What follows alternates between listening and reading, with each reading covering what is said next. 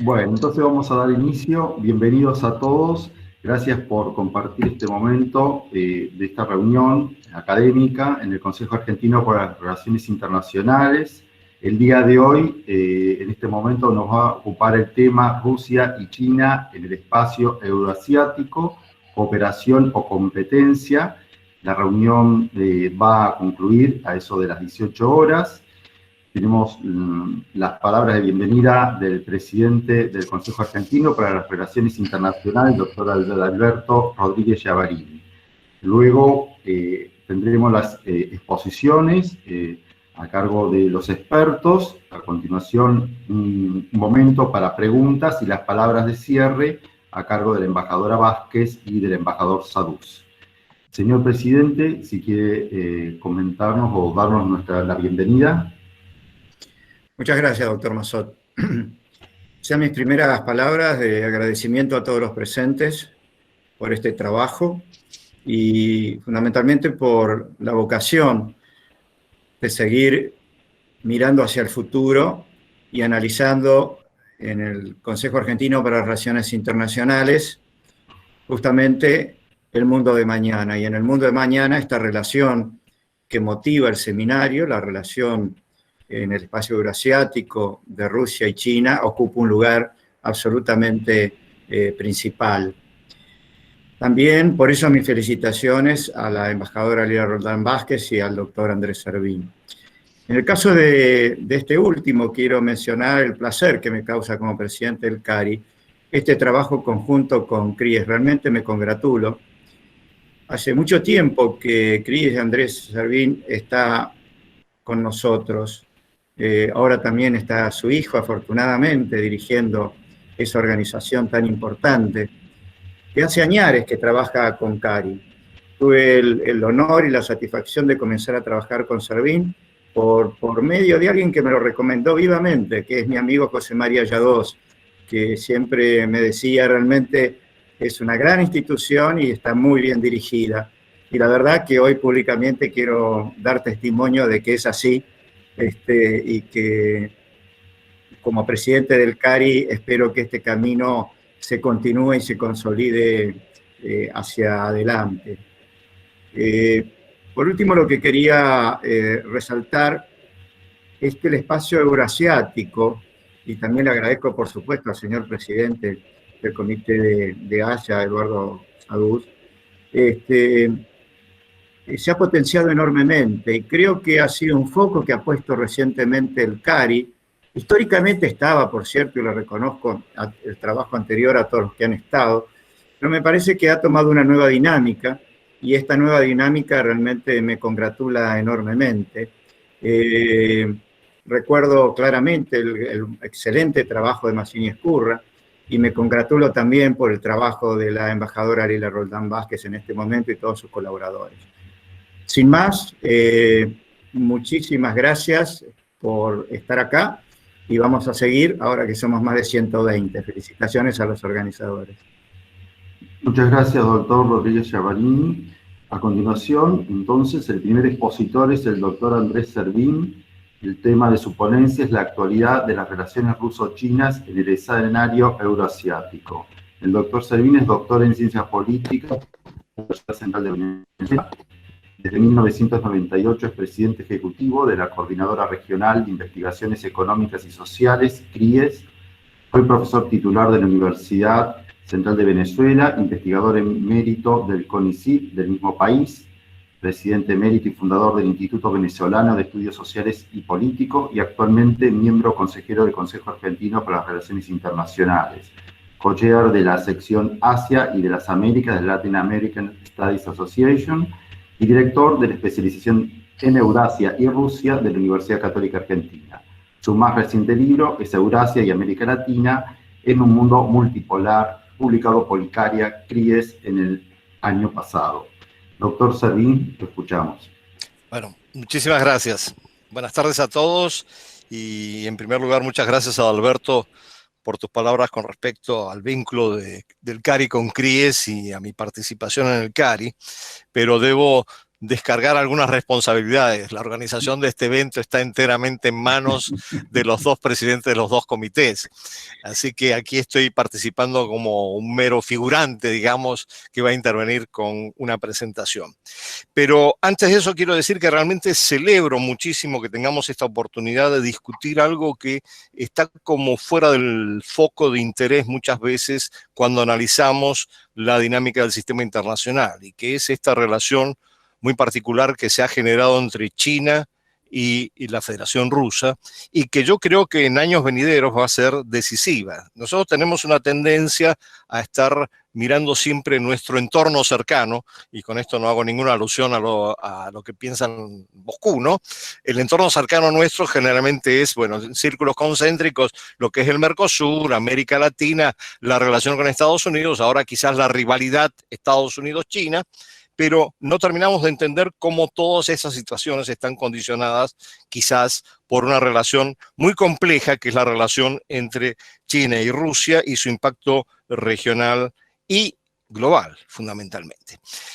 Como me quedan 12 minutos, voy a tuitear los titulares, porque no voy a tener mucho tiempo, y en todo caso, cuando volvamos a las preguntas y comentarios, contestaré más en detalles. Yo quisiera partir de que en 1996 ya alguien había anticipado una visión tanto de la dinámica euroasiática como de la necesidad de configurar un triángulo estratégico, y digo triángulo, entre Rusia, China y la India, para poder contrabalancear el peso de lo que ha sido la dinámica atlántica u occidental. Y ese fue en aquel momento el ministro de Relaciones Exteriores de Rusia, Primakov, que hasta el día de hoy ha sentado doctrina en cuanto a la política exterior de Rusia. Esto es muy importante. Hoy en día se lo recuerda permanentemente. Básicamente, ¿en qué se fundamentaba? Bueno, en la necesidad de que ninguno de esos tres podía ser un socio menor de Estados Unidos y de Occidente. Que todos querían participar y promover un mundo multipolar, y que la integración de cada uno de ellos se va a hacer a través de distintos instrumentos y con distintas velocidades, en donde, sin rechazar una cooperación con Estados Unidos y con Occidente, sí era necesario definir sus propios perfiles en cuanto a actores del sistema internacional. Y yo insisto en lo del triángulo estratégico, porque después voy a volver sobre la India, después de analizar un poco lo que es en este momento la relación más compleja y multidimensional, que está condicionada no solamente por la dinámica del sistema internacional, sino además por dinámicas domésticas, que es la relación que se ha desarrollado en los últimos 20 años en particular entre China y Rusia. Y en esta relación quisiera empezar por señalar que hay tres factores importantes de la ecuación que es necesario tener en cuenta. La relación de los dos con Occidente y en particular con Estados Unidos.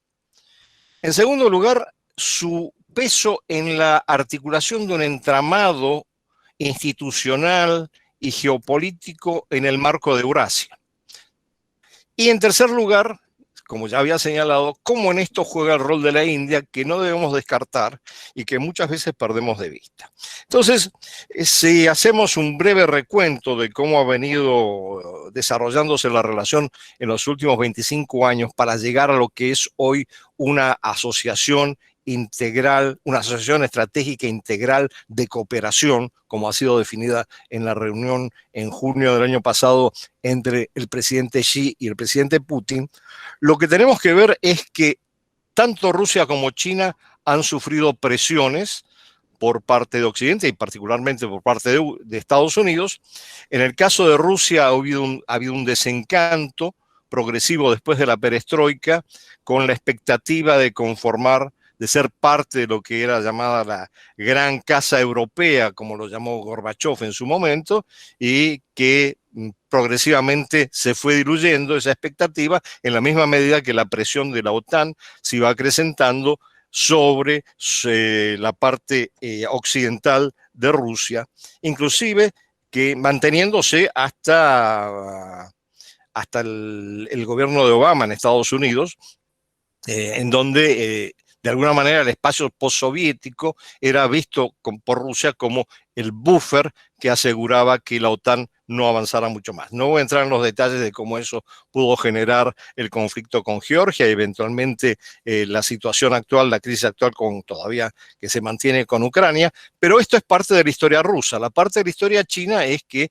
hay una presión creciente que China siente en el área del mar meridional de la China, en el Pacífico. Y yo creo que quizás un hito importante fue en el 95-96 la crisis del estrecho de Taiwán, que marca también una gran desconfianza y una gran sensibilidad hacia Occidente, a pesar de los avances y del estrecho acoplamiento económico que se había producido entre China y los Estados Unidos.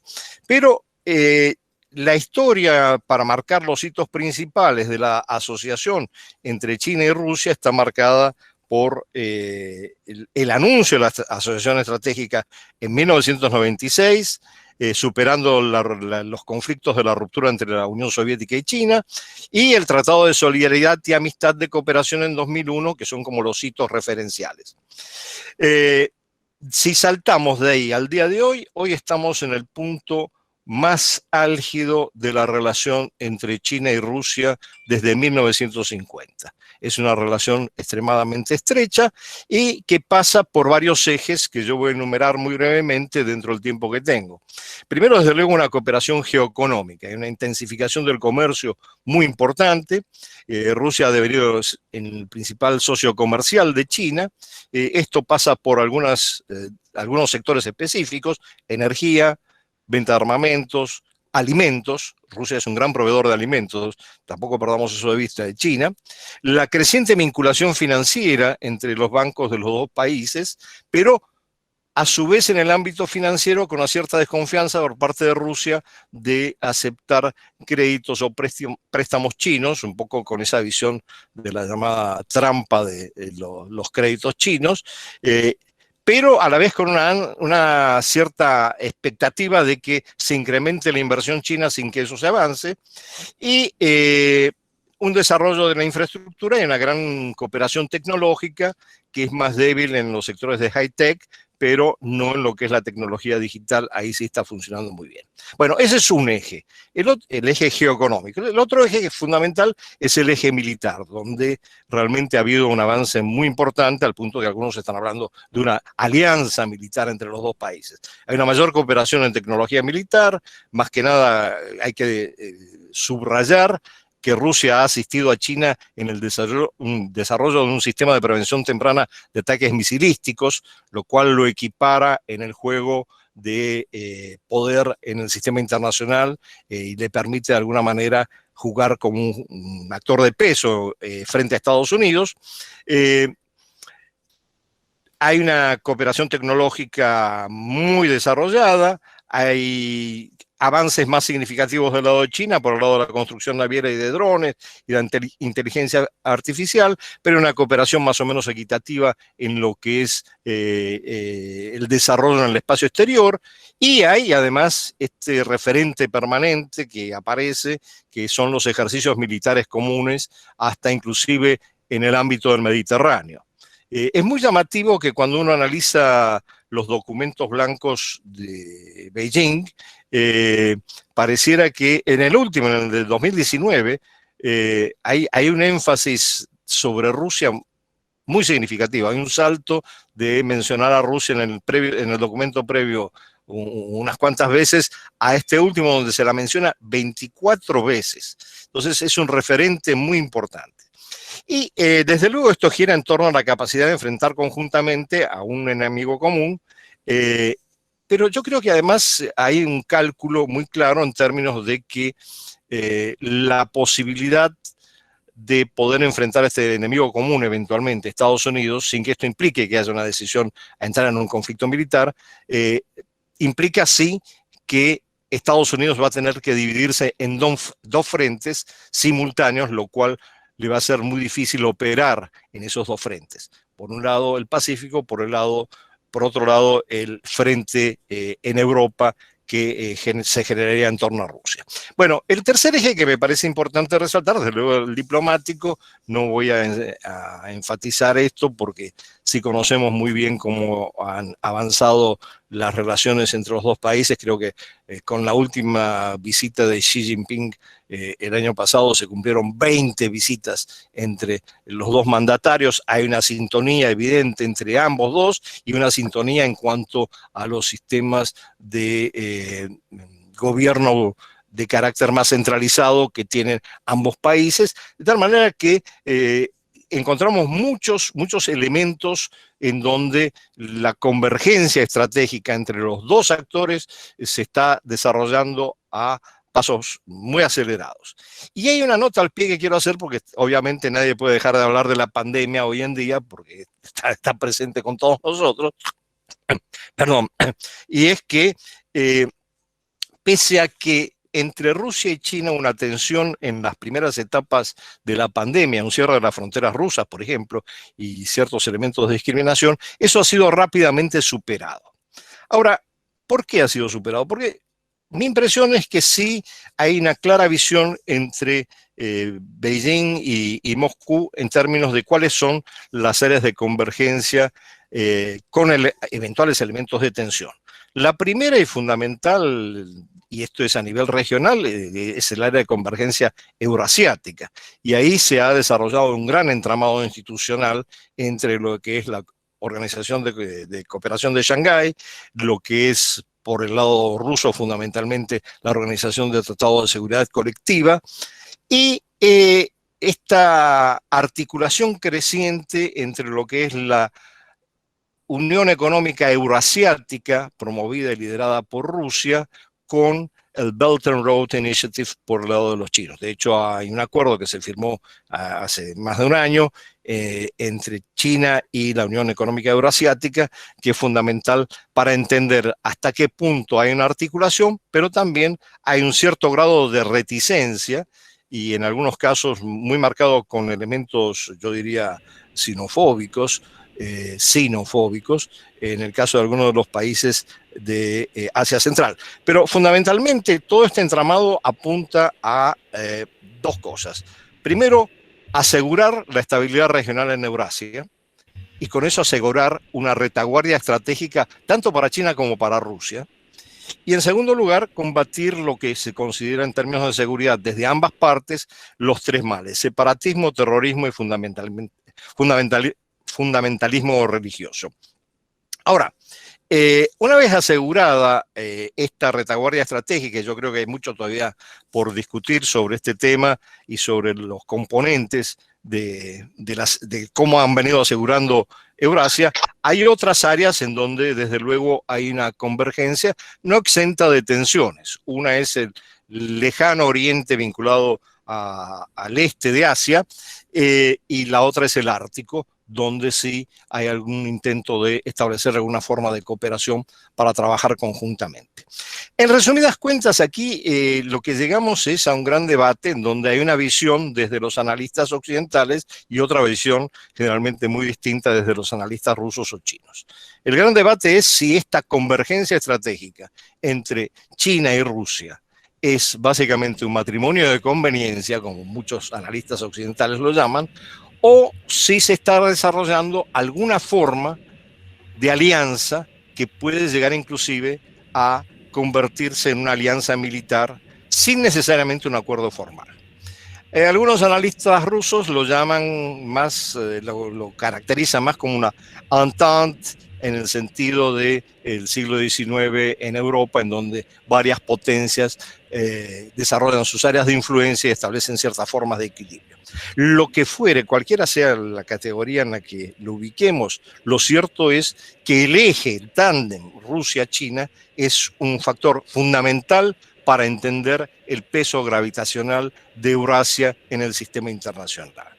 Y en este sentido, y solamente por un momento voy a saltar a la importancia que tiene en el sistema internacional, porque la convergencia regional permite a su vez ciertas formas de coordinación en los ámbitos multilaterales, no solamente en las Naciones Unidas, eventualmente cuando votan conjuntamente en el Consejo de Seguridad, sino también en ámbitos como la Organización de Cooperación de Shanghái, como los BRICS, como el G20. Entonces, hay una permanente articulación entre los intereses de dos socios en donde además uno es muy poderoso desde el punto de vista económico y una gran asimetría con respecto al otro, y el otro es muy poderoso como un actor nuclear dentro del sistema internacional que mantiene su capacidad nuclear y que se complementan de alguna manera sin subordinarse uno al otro y tratando de coordinar su acción. Y ya para ir cerrando, porque creo que me van a sacar la tarjeta amarilla, dos cosas. La primera, ¿cuáles son los escenarios posibles de la evolución de esta relación, así como ha sido descrita? Bueno, la más probable a corto plazo es la continuidad de la Entente Rusia-China, por lo menos a corto plazo. Nosotros decimos a corto plazo. No sé qué dirán los chinos, porque los plazos para los chinos evidentemente son distintos a los nuestros. Pero en la próxima década probablemente sea difícil de romper. Sin embargo, el segundo escenario es un posible reacercamiento de Rusia con Estados Unidos, y esto puede cambiar la relación con China, no necesariamente en términos de generar mayores roces o un conflicto, sino básicamente que pueda cambiar en el sentido de que pueda permitirle a Rusia maniobrar con más flexibilidad frente a dos actores importantes y convertirse como en un tercero que puede mediar en la relación o influir sobre la relación, más desde la perspectiva de la doctrina Primakov, nuevamente, de la necesidad por parte de Rusia de promover un mundo multipolar donde Rusia sea un actor privilegiado. El tercer escenario es la ruptura entre los dos países, China y Rusia. La sumo muy brevemente, más que nada porque puede haber una crisis interna. Yo señalaba al principio la articulación entre los factores domésticos y los factores del entorno internacional. No sabemos qué puede suceder en un escenario post-Putin en Rusia, y no sabemos cuál es la estabilidad y continuidad también de Xi, dadas algunas tensiones recientes internas en China. Pero en este sentido, con estos escenarios en mente, todo está condicionado de alguna manera por el entorno internacional, y como se diría popularmente, nos encontramos con dos actores que, más que unidos por el amor, están unidos por el espanto, y el espanto es Estados Unidos. Por lo menos hasta este momento. Finalmente, una nota al pie para cerrar, y es el papel de la India. Yo no citaba por casualidad el triángulo estratégico que marcaba Primakov en la década del 90. En este momento el conflicto entre China e India se agudiza, y es muy paradójico el papel muy ambiguo que desempeña la India, porque por un lado es aliado y ha estrechado lazos en los últimos años muy importantes con Rusia, que no solamente es su proveedor de armas, sino que hace pocos meses la India se incorporó como miembro a la Unión Económica Euroasiática, que es básicamente el espacio postsoviético. Algo que habría que profundizar en la investigación de por qué se produjo ese movimiento. Pero por otro lado, la India es un factor decisivo en una estrategia de Estados Unidos hacia el Pacífico, que es la estrategia del Indo-Pacífico. Y ese papel ambiguo de la India también pesa en el momento de cómo se van a articular las convergencias o divergencias de los distintos actores en el marco de esta evolución de la relación entre Rusia y China. Y con esto termino, y les agradezco muchísimo la atención. Muchas gracias, doctor Servín. A continuación, vamos a escuchar la exposición del doctor Andrés Di Pelino. El nombre de su ponencia es Energía y Proyectos de Oleoductos y Gasoductos. El doctor Di Pelino es director de la carrera de Economía de la Universidad de Belgrano, licenciado en Economía de la UBA, magíster en Energía y magíster en Administración Pública de la misma universidad. Integra el Consejo de Administración del Centro de Estudio de la Actividad Regulatoria Energética. Dirige proyectos de investigación en el sistema universitario privado y público, y ha sido consultor para el BID, el Banco Mundial, el Fonplata, la OMPRES, entre otros organismos multilaterales de crédito. Magíster Di Pelino. Buenas tardes, gracias. Quería, en primer lugar agradecerle a los organizadores, al embajador Sadus y especialmente a la embajadora Roldán Vázquez la invitación. hacerle llegar a sí mismo, aprovechando que está el doctor Rodríguez Chiavarini, un saludo de nuestro rector, el doctor Avelino Porto, que siempre en forma muy entusiasta nos pide que nos sumemos desde las diferentes carreras al CARI, tan prestigiosa institución. Yo tengo una presentación, voy a intentar a ver si la puedo compartir, si es que estoy habilitado.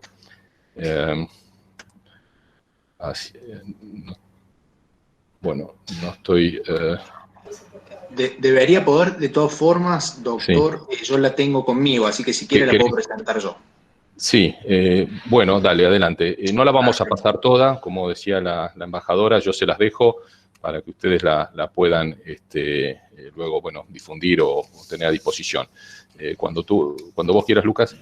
Perfecto. Un comentario, Magíster. El límite de horario es las y 42, para que usted se pueda manejar.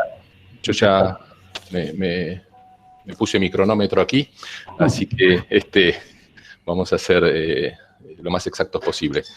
Bueno, sí, avancemos. Bueno, ahí como mencionaba recientemente el doctor Servín, digamos, hay que entender esto de la energía en el marco de alguna forma también la nueva ruta de la seda, ¿no es cierto?, donde China se ha, digamos, lanzado fuertemente a incrementar su influencia tanto económica como política. Pasemos. Allí esto involucra una gran cantidad de países. Esta ruta tiene dos caminos, un camino terrestre, si mostramos el mapa lo vamos allí a ver, que como se mencionaba recién, bueno, toca toda esa zona central de Eurasia, muy importante en recursos energéticos, países y naciones que de alguna manera se dice están sobre una suerte de mar de gas, que complementa por supuesto el gas ruso, y después tiene una ruta marítima, que es la que se ve allí, que no está exenta de algún grado de conflictividad, como también mencionaba el doctor Servín. Allí el rol de la India en ese tránsito puede ser importante. No perdamos de vista tampoco que la India está creciendo a tasas en los últimos años que en algunos casos incluso superaron en términos de crecimiento de su producto porcentual a la China. Adelante, por favor. Tenemos también, entonces ahora sí, digamos la joya de esta integración ruso-china, que es este mega gasoducto, ¿no es cierto?, Siberian Power, que ya lleva varios años construyéndose, que tiene una extensión fenomenal, más de 5.000 kilómetros, lo cual lo torna además en un desafío de la ingeniería fantástico, y que tiene, digamos, características interesantes, es decir, lo que va a transportar en breve, lo que se espera que transporte más allá del 2025, donde se espera que prácticamente duplique su capacidad de transporte. Podemos pasar. Tenemos también allí, digamos, una traza parcial, que es el norte de Rusia, y fíjense ustedes cómo corre paralelo a las naciones que están al sur de la Federación Rusa, en un sentido transversal, es decir, va recorriendo la Siberia, y esto es una obra, decíamos, importantísima porque está además edificada a lo largo de esas montañas, de esos territorios cuya climatología, digamos, es evidentemente muy severa. Pasemos una más. Allí tenemos 3 fotos, las recorremos rápidamente para que se vea tengan una idea de lo que esta obra implica. Fíjense el tamaño de ese gasoducto, y va a tener otros que le corran en forma paralela. Ahí hay obras de mantenimiento. Fíjense, la gente camina por dentro del gasoducto. Esto es algo realmente impresionante. Seguimos. Tenemos también, entonces, esta empresa Gazprom, que es, digamos, el gigante ruso, que es el que está embarcado en prácticamente todas las obras de energía.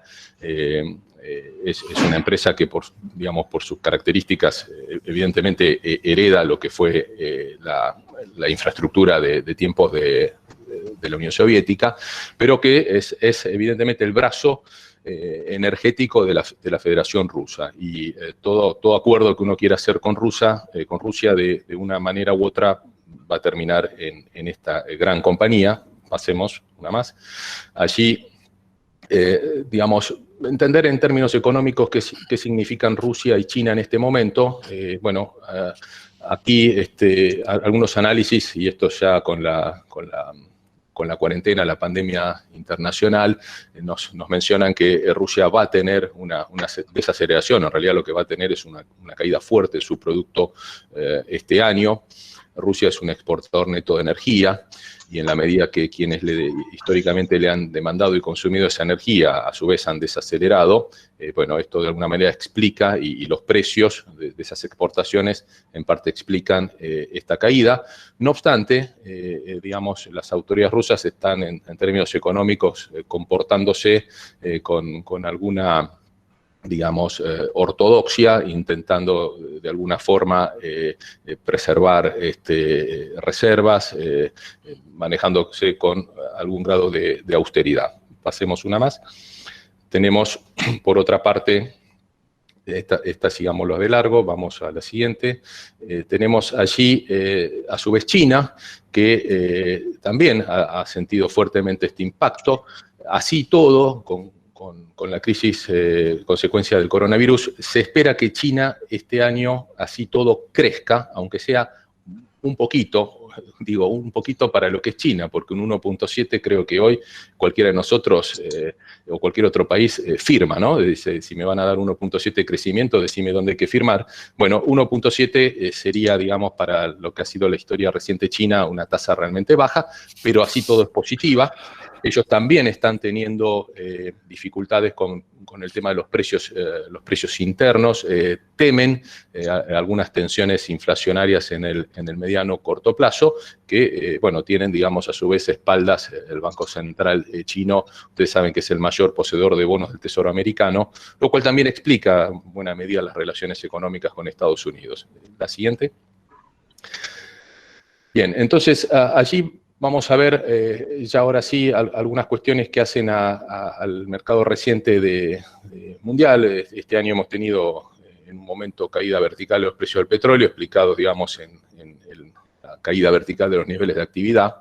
En algún punto esto debemos entenderlo como transitorio, debemos mirarlo en lo que sería, digamos, la emergencia. El mundo se va a recuperar, todos confiamos en ello. No es pensable que se sostenga, digamos, una economía mundial básicamente cerrada a perpetuidad. Esto va a tener que cambiar con vacuna, con tratamiento médico o sin tratamiento médico. Las relaciones económicas tienen que restablecerse y nuevamente el mundo se tiene que poner en marcha. Adelante. Una más, por favor. Digamos, el papel en términos, digamos, energéticos de China en la región, hay que entenderlo en algún punto. Yo, digamos, desde la economía me gustaría a veces mencionar que nosotros hablamos de, cuando vinculamos el comercio internacional entre dos países o en una región, en términos multilaterales, hablamos de lo que decimos un juego de suma cero, que sería que para que uno gane es porque hay otros que pierden en igual cuantía, es decir, la torta no se agranda, es decir, yo agrando la porción de uno o varios actores en detrimento de la participación de otros actores. Eso es un juego de suma cero. Algunos intentan, o a mi criterio erradamente, insisten en entender a veces estas integraciones en esos términos, de que para que uno gane es a consecuencia de la pérdida del otro. Yo creo que más bien hay que pensarlo en términos de un juego de suma positiva, es decir, donde un win-win, donde todos puedan ganar algo, no necesariamente lo mismo, pero todos puedan salir beneficiados. Y yo creo que en ese sentido, como decía también mi anterior expositor, hay que entender esta complementación entre China y Rusia. China es una aspiradora de energía, lo seguirá siendo, y además tiene una planificación. Ellos han digamos, muy meticulosamente estudiado y están analizando y están transformando su matriz energética. Y Rusia es a su vez un gran exportador que necesita de vender su energía, que necesita de los dólares de ese comercio exterior. Por lo tanto, yo veo aquí claramente una cooperación en términos energéticos. Este gasoducto que mencionábamos así lo demuestra. Habrá otros nuevos. Imagínense ustedes que el costo de este gasoducto, Siberian Power, está en el orden completo de los 400.000 nuestros serían millones de dólares. Lo que significa, para que nos demos una dimensión, es más que un PBI argentino en este momento, es más que un PBI argentino. China está invirtiendo allí, está volcando recursos por año hacia Rusia por más de 100.000 millones de dólares. Son números para nosotros fabulosos, ¿no? Para lo que sería Latinoamérica. Bueno, hay que enmarcarlo en ese contexto. Ningún país haría estas inversiones si no se asegura que allí tiene que haber, en primer lugar, una lealtad mutua y una conveniencia, principalmente una conveniencia económica. Yo decía también que China está trabajando en digamos, redefinir un poco su consumo de energía y ha optado por el gas. Tanto el gas natural como el GLP está volcándose en esa dirección, está sustituyendo mucho consumo de fuel, de gasoil. Ya hoy día el parque automotor, transporte en China está masivamente orientándose al consumo de los camiones en gas. Las industrias lo mismo. El gas es por lejos, dentro de los fósiles, el combustible más propicio porque es abundante en esa región, en Eurasia, porque tiene al mismo tiempo baja en términos relativos con lo que podría ser los líquidos, el fuel, y ni hablar del carbón, de la cual China ha sido un gran, y sigue siéndolo, un gran productor. Es decir, tiene ambientalmente grandes beneficios, con lo cual no hay que extrañarse que esta integración no solo continúe, sino que además se profundice. Y lo que digo también, acá si querés podemos dejar la presentación, Lucas, ya salimos, lo que digo también es que lo que tenemos que ver es esta situación entre, por una parte, el vínculo Rusia-Chino, el vínculo chino con otras naciones de Asia Central, a las que también les compra Turkmenistán, a la que también tienen allí un gran gasoducto, importa, digamos, en términos económicos, China sería respecto a esa república un monopsonista, es prácticamente el único que le compra, y entonces esto le da una fortaleza a China respecto a diversificar sus fuentes de proveedores de energía y no quedarse únicamente atada a su vez a la China. Después también hay que ver el juego que Rusia puede hacer en términos económicos con su gas, con su exportación de gas entre la Siberia del Este, la Siberia Occidental y la Siberia Oriental, porque también es cierto que Rusia es a su vez un gran abastecedor de Europa. Y allí siempre históricamente Estados Unidos ha tenido preocupación respecto de las importaciones de la Europa Occidental respecto al gas proveniente del este. Ya ha habido conflictos en alguna oportunidad, ustedes recordarán, sabrán de esto mucho mejor que yo, entre Rusia y Ucrania por el gasoducto que viene a través de Ucrania y con destino fundamentalmente a la provisión de gas a la Alemania. Es decir, hay que mirar todo este juego y de alguna forma también saber que estos países no tienen fácilmente forma, me refiero a los países productores, de redireccionar esos flujos, porque aún así los transporten por mar, y este es otro punto interesante para analizar porque este gasoducto termina allí en el este de Rusia y sale al océano, y allí puede salir a través de barcos licuado y puede rápidamente llegar a abastecer no solo a China, sino que también a Corea del Sur y a Japón, que serían, digamos, en este momento, en esa zona de influencia, los tres grandes consumidores importadores de ese gas.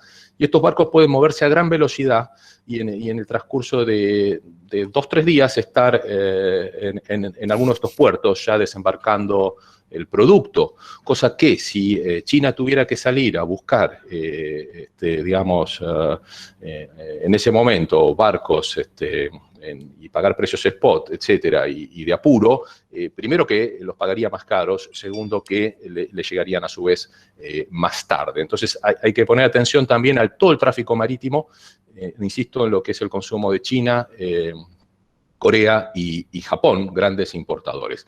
Entonces, volviendo, y ya con esto termino, nosotros tenemos que mirar este escenario de Rusia-China enmarcado en las relaciones energéticas en todo el continente, de alguna manera, euroasiático, y pensar que esto puede ser, insisto, en un juego de ganar-ganar, win-win.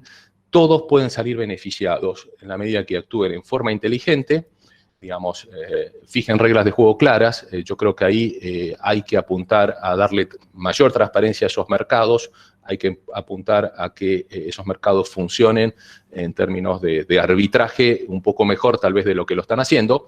El gas, evidentemente, es algo muy particular, no es tan fácil hacerlo, pero hay que seguir, creo que, apostando a eso, y los protagonistas son, digamos, los únicos, o si se quiere, quienes tienen allí la palabra final. Y el tiempo deparará. Me gustaría esta charla o este análisis poderlo realizar nuevamente en 5 o 10 años a futuro y ver dónde estamos, porque yo creo que el futuro allí es promisorio. Bueno, muchas gracias, con esto concluyo.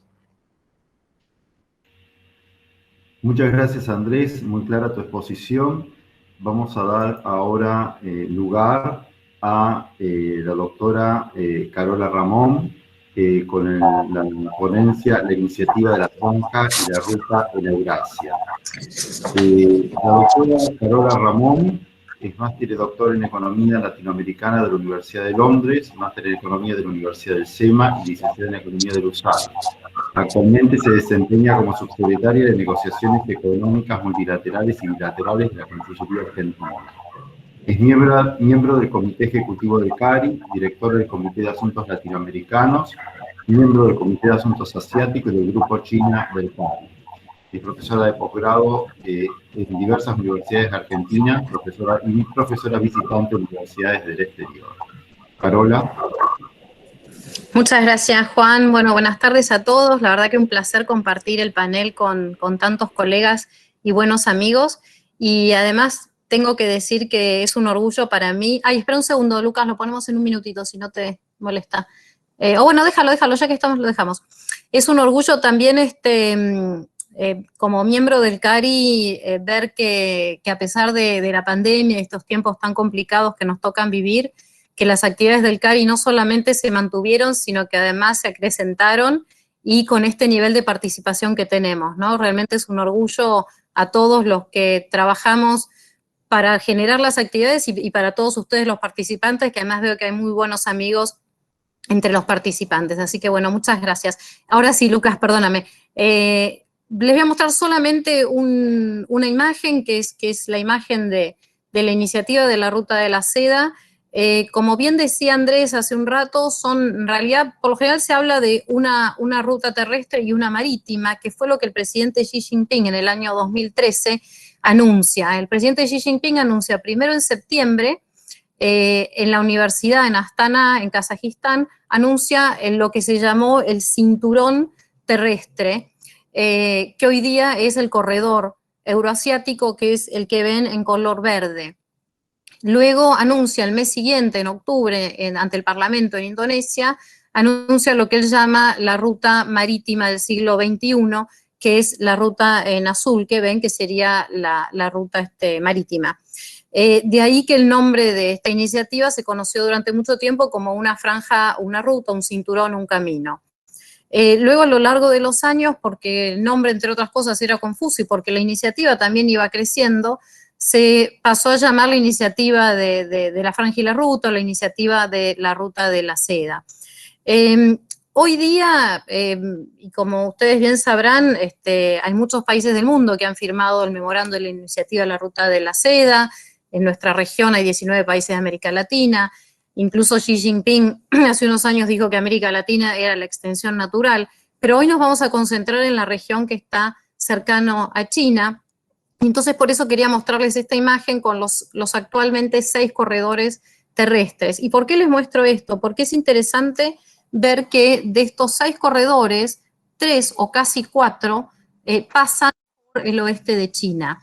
El de arriba, que es el de Mongolia, el verde, como les decía, es el euroasiático, el violeta, que es Asia Central, y el marrón también, que es el que va a Pakistán, el rosa, que es Indochina, y, es el de Myanmar, Bangladesh, Myanmar, India, y el violeta, que es el de Indochina.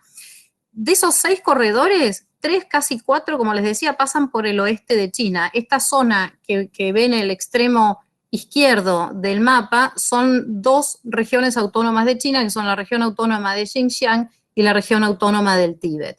Ahora sí podemos sacar el mapa. Gracias, Lucas.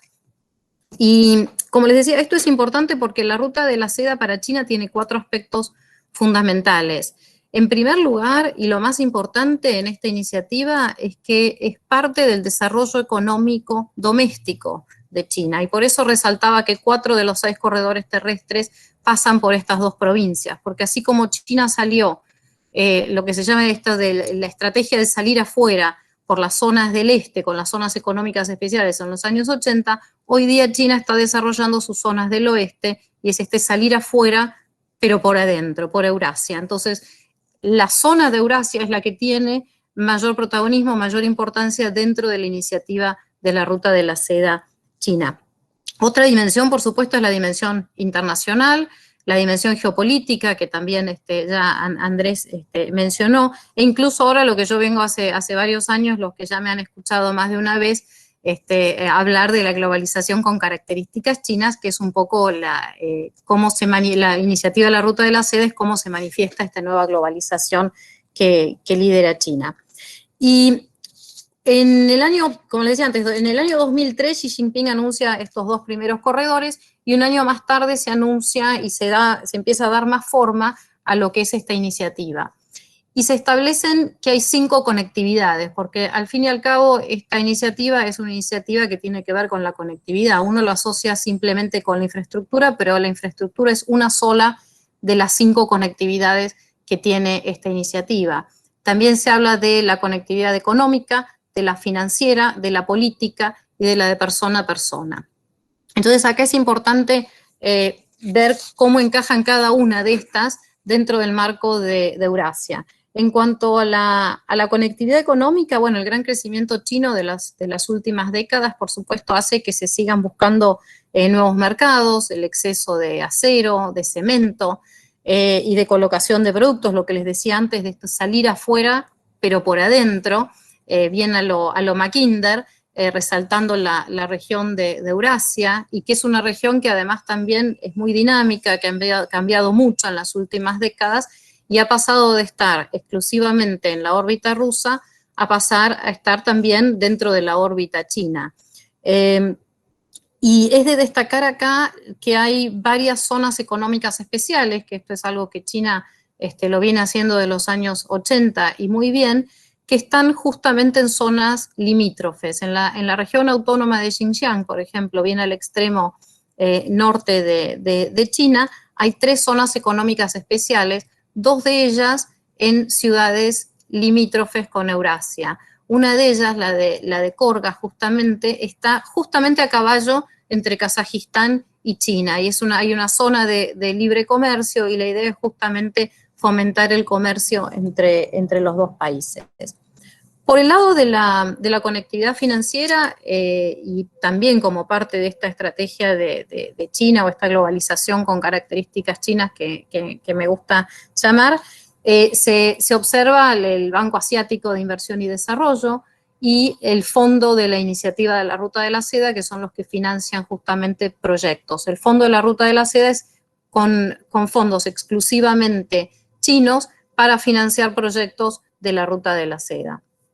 En cuanto a la conectividad política, que también Andrés Servín ya se refirió un poco, así que solamente me gustaría recalcar, bueno, que toda la región de Eurasia, junto con la cooperación el área de cooperación de Shanghái, es una zona donde se ha reforzado mucho esta cooperación euroasiática. Y cuando uno mira el primer foro, se anuncia en el 2013, en el 2014 se le da forma, y el primer foro de la iniciativa de la Ruta de la Seda, que se da en mayo del año 17, justamente los países invitados de honor, fueron Rusia, Kazajistán e Indonesia.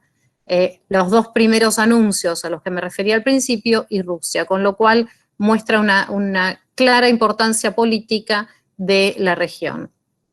En cuanto a la conectividad de persona a persona, también es interesante y tal vez es la que es menos mencionada normalmente porque, como les decía antes, se suele asociar con proyectos de infraestructura, porque en definitiva, y sobre todo cuando está, como decía recién Andrés Di Pelino, los gasoductos, los oleoductos, incluso en América Latina, siempre es con proyectos de infraestructura. Pero la conectividad persona a persona es muy interesante y sobre todo adquiere una relevancia muy, muy profunda en el tema en cuanto a Eurasia. Se han otorgado muchas becas de estudios, muchos programas de intercambio entre Eurasia y China. Cuando uno va a China, incluso hay una universidad que se llama la Universidad de la Alianza de la Ruta de la Seda, que está en la ciudad de Xi'an. También hay una escuela de la Ruta de la Seda, que es parte de la Universidad de Renmin, en la ciudad de Suzhou, cerca de Shanghai. Y ahí, cuando uno ve la presencia, uno va a las universidades chinas hoy día, ve una gran presencia, fuerte presencia de estudiantes de Eurasia. Y más allá de eso también, todos los eventos culturales, todos los que hemos ido a China en los últimos años, lo hemos visto prácticamente hasta el cansancio. Hay eventos de la Ruta de la Seda por todas partes, todo el tiempo, sobre todo en algunas ciudades más que otras, por ejemplo en la ciudad de Xi'an, que es donde la ciudad, digamos, la mística de la Ruta de la Seda, porque era la antigua ciudad donde partía la Ruta de la Seda, hay muchísimos eventos de este tipo. Entonces, realmente para China se refuerza mucho este tipo de conectividad. Y la última es la que me refería a la de infraestructura, que es la que se asocia más comúnmente a esta iniciativa, y que sobre todo en el oeste de China, en lo que está junto a la zona de Eurasia, se da con grandes, enormes, impresionantes, diría yo, proyectos de infraestructura. En cuanto a rutas, puentes, trenes de alta velocidad. Yo tuve la oportunidad de visitar tanto la región de Xinjiang hace unos años como la región del Tíbet el año pasado, y pude ver este tipo de infraestructura que realmente llama mucho la atención porque son áreas geográficas muy complejas, con una geografía muy complicada para hacer infraestructura, habla también a gran altitud, y las obras son francamente monumentales. Yo lo he contado varias veces, uno hacía kilómetros y kilómetros, 200, 300 kilómetros por las rutas, y veía que al mismo tiempo se estaban construyendo tramos de la ruta, no era que iban por tramos, se hacía todo junto al mismo tiempo, realmente una velocidad y a una magnitud que llamaba mucho la atención. Después también están sobre todo los trenes que van desde China a Eurasia. En los últimos años se ha incrementado muchísimo la cantidad de trenes, se estima que por año son más o menos unos 7.000 trenes y esto sigue aumentando. Hay más de 20 ciudades chinas que se conectan con ciudades europeas hoy día. Los problemas que había hace unos años, que normalmente se mencionaba que había una asimetría, que los trenes iban cargados de productos a Europa y volvían vacíos a China, bueno, ahora se está balanceando un poco más y ya no hay una asimetría tan marcada. También son trenes que es bastante complejo porque el tamaño de las trochas son diferentes, los contenedores tienen que ser especiales porque transitan por áreas de muy bajas temperaturas, es más caro el transporte, es mucho más rápido, pero también es más caro, entonces se da en productos que necesitan, de alto valor, que necesitan llegar a los mercados europeos más rápido.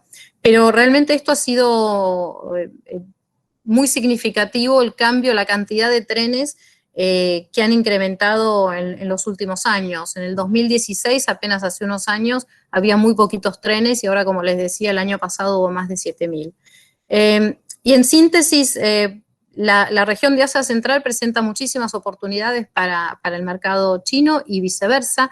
Es una región que es muy diversa, muy compleja, a la cual no me voy a meter mucho más porque está Paulo Botta, que nos va a contar seguramente más de la región. Y para terminar, simplemente decir que sobre todo esto de infraestructura a los que me refería, que son tan llamativos, hay un dicho chino que es que justamente para ser próspero hay que construir carreteras. Y esto realmente se nota, y la apuesta a tener una mayor conectividad en estos cinco valores de redundancia, en estas 5 conectividades a las cuales me refería, es muy, muy fuerte y se nota principalmente en esto de la infraestructura. Y con esto termino. Muchas gracias. Muchas gracias, Carola, por tu exposición muy clara, muy abundante en información, en datos.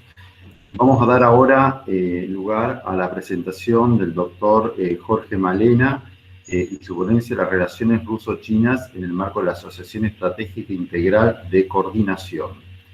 El doctor Jorge Malena es licenciado y doctor en Ciencias Políticas de la Universidad Católica Argentina, magíster en Estudios sobre China por la Universidad de Londres. Es director del Programa Ejecutivo sobre China Contemporánea de la UCA, coordinador del Grupo de Trabajo sobre China del CARI y miembro del Comité Académico del Centro de Estudios Internacionales de la UCA. Docente en carreras sobre China de las Universidades Nacionales de La Plata, Córdoba y Lanús, y profesor visitante en la China Foreign Affairs University. Jorge. Muchas gracias, Juan Miguel. Estimado señor presidente del Consejo, estimados colegas, estimados directores de los institutos del CARI organizadores. Bueno, básicamente comienzo agradeciendo la gentileza de invitarme a ser parte de esta actividad, la cual, como ha sido expresado por los otros colegas, reviste importancia a la luz no solo de lo que en sí mismo implica esta área geográfica para la política internacional, sino incluso por el hecho de lo que es el escaso tratamiento que se le da a la misma en nuestro ámbito. Por ese motivo me parece muy relevante que tengamos presente a Eurasia y a lo que es, digamos, la conducta de tanto China como Rusia, sea de cooperación o competencia en la misma. Como aquí fue expresado, mi tema va a tener que ver con la Asociación Estratégica Integral de Coordinación en la nueva era entre ambos países. En primer lugar, quiero empezar recordando que fue la Unión Soviética el primer Estado que reconoció diplomáticamente a la República Popular China. Y hoy, 70 años después, la Federación de Rusia y la República Popular China afirman que tienen el más alto grado de confianza mutua, coordinación de políticas y valor estratégico de toda la historia. En este sentido, cabe citar que en esta relación bilateral se cumple el proverbio chino: un buen vecino es mejor que un familiar lejano. En junio del año pasado, como aquí ya fue expresado, ambos países reconocieron que su relación es una asociación estratégica integral de coordinación en la nueva era.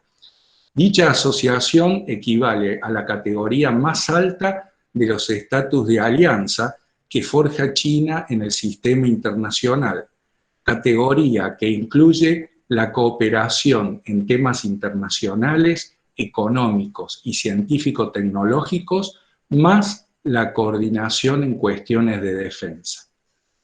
China y Rusia son estados continentales con posturas proactivas en sus respectivas áreas de influencia, que perciben que sus intereses están amenazados por un mismo actor.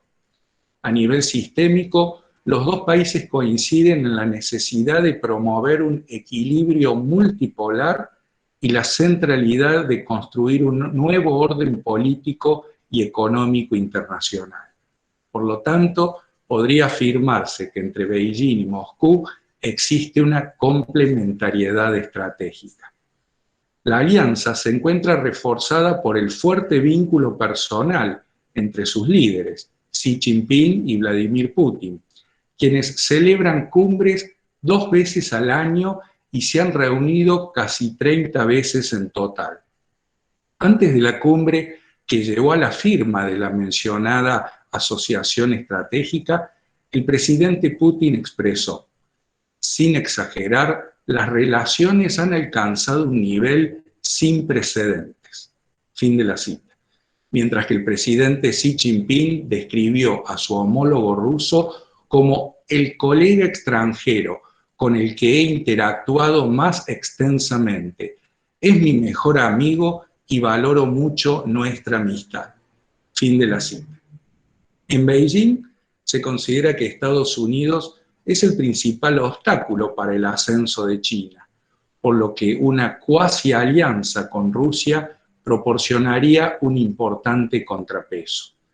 Asimismo, para China, su aliado es un actor importante para proveer seguridad en el Asia Central, dado que en esos territorios aún subsiste lo que Beijing llama los tres males, es decir, el extremismo, el separatismo y el terrorismo de origen religioso, básicamente islamita. Según el gobierno chino, los tres males son fenómenos interrelacionados que provocan inestabilidad en la región autónoma del Xinjiang Uigur. Dicha inestabilidad, de enraizarse en el área circundante, podría afectar el funcionamiento de la nueva ruta de la seda a lo largo del Asia Central y del Medio Oriente. Cabe destacar también que la alianza sino-rusa se ha consolidado en los últimos 2 años. Según la lógica triangular, dicha consolidación sería la respuesta natural a las tensiones en las relaciones entre Estados Unidos y Rusia y entre Estados Unidos y China. No obstante, la asociación entre China y Rusia comenzó a profundizarse mucho antes de los cambios en la política estadounidense hacia cada uno de esos países, ya que el diálogo bilateral en los sectores de energía, agricultura, tecnología, asuntos militares y el Ártico se remonta al año 2015. Fue así que, tras 4 años de negociaciones y acuerdos parciales, el 5 de junio del año 2019, China y Rusia firmaron la Declaración Conjunta para el Desarrollo de la Asociación Estratégica Integral de Coordinación para una Nueva Era. Recordemos que ambos países tienen complementariedades económicas esenciales, más allá de lo estratégico. Rusia cuenta con tecnología avanzada, petróleo, gas y alimentos, mientras que China es tenedora de divisas duras, tiene sobrecapacidad industrial y es fuerte en la construcción de infraestructura. El comercio bilateral superó los $100.000 millones el año pasado y se espera que alcance los $200.000 millones en 5 años. Es esa una cifra considerable, especialmente para la economía rusa. Se han acordado también una serie de proyectos conjuntos, incluido un plan maestro para desarrollar 205 grandes proyectos de cooperación en las provincias del nordeste de China, que son contiguas al lejano oriente ruso. Beijing también ha otorgado múltiples créditos y préstamos a Moscú. La Declaración Conjunta sobre el desarrollo de una asociación estratégica integral de coordinación para una nueva era destaca la promoción del comercio de un commodity de particular interés para Argentina. Me refiero a la soja. Esto se vincula con el llamado del Ministerio de Agricultura de la República Popular China en febrero de 2019 a las empresas de ese país a salir a lo largo de la nueva ruta de la seda para aprovechar la creciente conectividad y acordar con nuevos proveedores como Rusia y Kazajistán, los cuales tienen la ventaja adicional de producir soja transgénica. China es el mayor comprador de soja del mundo, porque consume un promedio de 110 millones de toneladas de soja al año. La soja es una fuente clave de proteína para la alimentación animal y la producción de aceite comestible en China. Pero la República Popular solo produce alrededor de 16 millones de toneladas al año. Sus importaciones de soja se mantuvieron entre 80 y 90 millones de toneladas al año, siendo Brasil y Estados Unidos los dos mayores abastecedores de China, países que representan alrededor del 90% de las importaciones totales. En el contexto de la guerra comercial entre Washington y Beijing, las importaciones chinas de soja se han convertido en un parámetro de las relaciones con Estados Unidos. La dependencia china de las importaciones de Estados Unidos constituye un riesgo para la seguridad alimentaria de la República Popular y por ello Beijing ha buscado diversificar los proveedores al tiempo que aumenta su producción local de soja. Tengamos presente que China aplicó aranceles del 25% a las importaciones de soja de Estados Unidos, en respuesta a los 2.400 millones de dólares en aranceles impuestos por Washington sobre el acero y el aluminio chinos. China tuvo que reemplazar a Estados Unidos como proveedor, lo cual explica la inclusión de la soja en la declaración conjunta que establece la nueva alianza sino-rusa. Fruto de lo antedicho, las exportaciones de soja rusa a China aumentaron drásticamente durante el año pasado. El 90% de la cosecha rusa de 1 millón de toneladas métricas se destinó a China. Y en un esfuerzo por impulsar las exportaciones rusas, la Administración General de Aduanas de la República Popular China permitió las exportaciones de soja de toda Rusia, dado que, anteriormente, solo las 5 regiones del lejano oriente ruso tenían derecho a exportar con ese destino.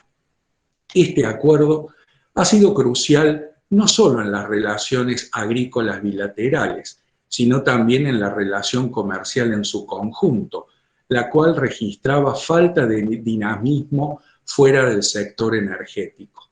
Si bien se habla de aumentar las exportaciones rusas de soja a China a casi 4 millones de toneladas métricas para el año 2024, dicho aumento no lograría compensar en absoluto las ventas provenientes de Estados Unidos, pero sí eventualmente afectar el volumen de exportaciones argentinas con destino a China, dado que las exportaciones rusas de soja tienen el potencial de llegar a 20 millones de toneladas.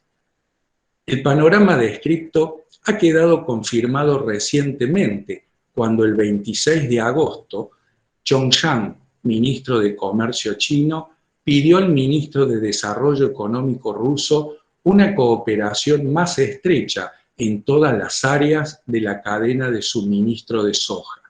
El ministro chino propuso a Rusia una alianza de la industria de la soja, orientada a profundizar los lazos económicos con su socio estratégico, a pesar del compromiso chino de comprar más semillas oleaginosas a Estados Unidos por el revivido acuerdo de fase 1 de enero del corriente.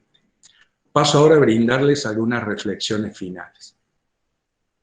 El diálogo bilateral en marcha desde el año 2015 y los posteriores acuerdos alcanzados en los sectores de energía, agricultura, tecnología, defensa y el Ártico brindan los cimientos a la alianza sino-rusa, cristalizada en la Declaración Conjunta para el Desarrollo de la Asociación Estratégica Integral de Coordinación para la Nueva Era de junio de 2019. Además, la relación personal entre Xi y Putin brinda mayor sustento a dicha asociación. Por ello, no cabría afirmar que la reciente relación entre China y Rusia es meramente la reacción natural a los cambios en las relaciones de Washington con Beijing y Moscú. Las fuerzas endógenas tendrían, a mi entender, mayor incidencia que los cambios en el triángulo estratégico a la hora de definir la relación sino-rusa. Para China, la contribución rusa a la seguridad en su flanco nordeste es un factor central, no solo para el éxito del primer tramo de la nueva ruta de la seda.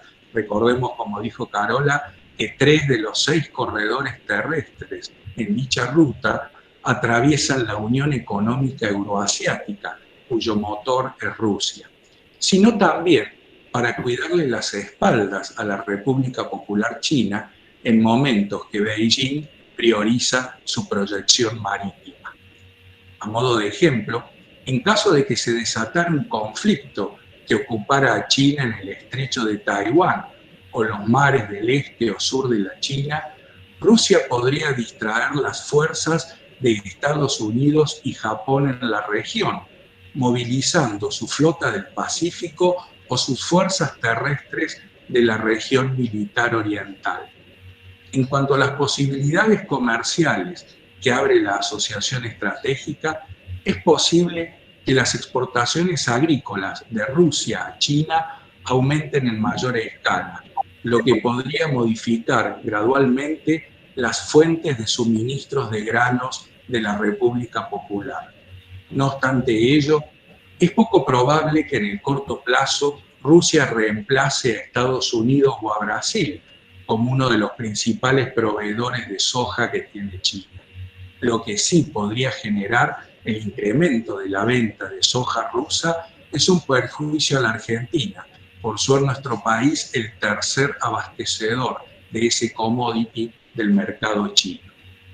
Para terminar, podría afirmarse que la asociación estratégica integral entre China y Rusia es conveniente para ambos actores, tanto del punto de vista táctico para hacer frente a las políticas de la administración Trump, como del punto de vista estratégico, por los elementos del poder nacional involucrados y su impacto sistémico.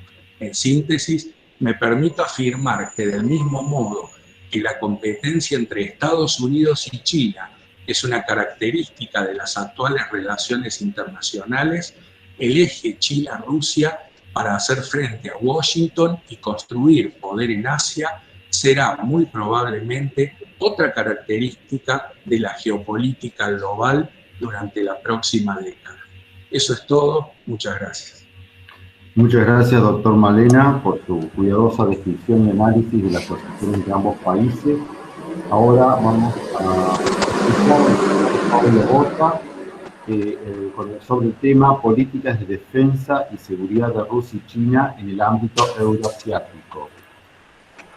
El doctor Bota es doctor y diploma de estudios avanzados por la Universidad Complutense de Madrid, licenciado en Relaciones Internacionales por la Universidad Católica de Córdoba, profesor titular y director del Programa Ejecutivo de Medio Oriente Contemporáneo de la UCA, profesor asociado de la Escuela de Estudios Orientales de la Universidad de El Salvador, director del Observatorio Militar del Medio Oriente de la Escuela Superior de Guerra Conjunta de las Fuerzas Armadas de la República Argentina, y miembro consejero y coordinador del Comité de África del Norte y Medio Oriente del CARI. Paulo, escuchamos. Hola, buenas tardes a todos. En primer lugar, obviamente, agradecer a los organizadores y es un gusto estar aquí con tantos colegas y amigos discutiendo esto que es un tema de gran interés. Voy a ser casi telegráfico, diría yo, para ceñirme al tiempo. Este trabajo que estoy presentando ahora sobre las políticas de defensa y seguridad de Rusia y China en el ámbito euroasiático forma parte de un trabajo más amplio, donde obviamente se integran otros países que no son estos del Cáucaso y Asia Central, que nosotros denominamos, sino también otros países de gran importancia a nivel global, como es el caso de Irán y la República de Turquía. Aunque en función de lo que estoy escuchando ahora me da la sensación de que India es uno de los estados que debería, sin lugar a dudas, integrarse en cualquier análisis de estas características en el espacio euroasiático. En definitiva, para ir al punto, ¿cómo podemos caracterizar las relaciones en el ámbito de defensa y seguridad que están llevando adelante Rusia y China en la zona euroasiática. Esto es, hay áreas, ¿cuáles son las áreas de cooperación, las áreas de competencia o incluso tal vez las áreas de conflicto? Es obviamente un análisis muy complejo porque lo que tenemos es una potencia que podríamos denominar tradicional, como es el caso de Rusia, con una potencia en ascenso, que lo vamos a llamar de esa manera, como es el caso de la República Popular China, que no solamente se vinculan en base a motivaciones domésticas a nivel bilateral, sino que además esas relaciones están muchas veces, como recién lo mencionaba el doctor Malena, motivadas y influenciadas por factores externos, y además lo hacen a nivel bilateral y a nivel multilateral, porque también existen organizaciones regionales en el área euroasiática que tienen injerencia en los temas de defensa y seguridad. Lo que sí me gustaría señalar es que cuando hablamos de dos potencias muy importantes, como es el caso de Rusia y de China, hay una tendencia casi, yo diría, automática a considerar a los países más pequeños de esta región, fundamentalmente los del Cáucaso y Asia Central, como actores meramente pasivos frente a estos dos grandes estados, ¿no? Y por lo tanto creo que en cierto sentido, obviamente, hay un peso específico que es distinto de estos dos grandes estados, pero no son solamente actores pasivos. A veces hay algunas iniciativas interesantes. Y el segundo elemento que me parece cuando analizamos los países del Cáucaso Central que hay que reconocer es que una cosa es las políticas que implementan los gobiernos y otra cosa es a veces la sensación que tiene la mayoría de la población con respecto a las relaciones con Rusia y China, ¿no? Eso son dos elementos que no siempre van de la mano. En definitiva, cuando analizamos la política de Rusia y China hacia esta región, una forma muy fácil y esquemática de conceptualizarla es la siguiente. En los últimos 20, 25 años, una forma de entenderlo, esquemática, es decir, bueno, mire, Rusia brindó seguridad mientras que China brindaba inversiones y que de esa manera había una especie de ámbito exclusivo de cada una de estas dos grandes potencias en la región euroasiática y puesto que no se solapaban, no había mayores problemas entre ellos, ¿no? Ahora bien, esta situación está cambiando. Porque algunos podrían decir, mire, lo disruptivo, como recién mencionaba Carola, es la iniciativa de la Ruta de la Seda. Esto es, no hay una iniciativa china por modificar el status quo y el entendimiento que existió en estas últimas décadas entre Rusia y China en este área. Pero otro podría decir, mire, no es algo disruptivo, es simplemente un sinceramiento, ¿sí? El crecimiento de la economía china, la importancia que tiene China no hace nada más que requerir un nuevo lugar en esta región. A partir de este marco, lo que podemos analizar son algunas áreas que nos pueden decir qué es lo que está pasando en el ámbito de seguridad y defensa en la región euroasiática. Las que yo he elegido, que forman parte de este estudio, es, en primer lugar, analizar las ventas de armamentos, en segundo lugar, la existencia de bases militares, en tercer lugar, cuáles son los ejercicios combinados que están existiendo se llevan adelante en la región y en cuarto lugar la percepción de amenazas, si podemos hablar de una percepción común de amenazas o no.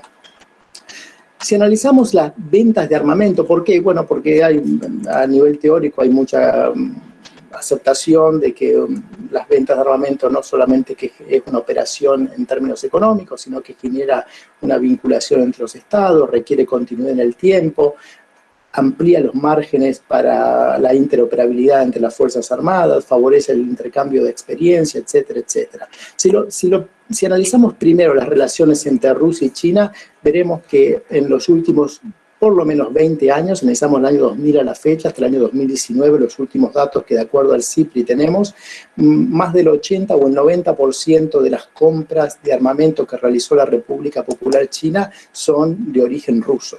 Y mientras que por el contrario, Rusia no le compra nada a China. Entonces ahí hay un punto que es central. Y además no es que están comprando elementos que son menores.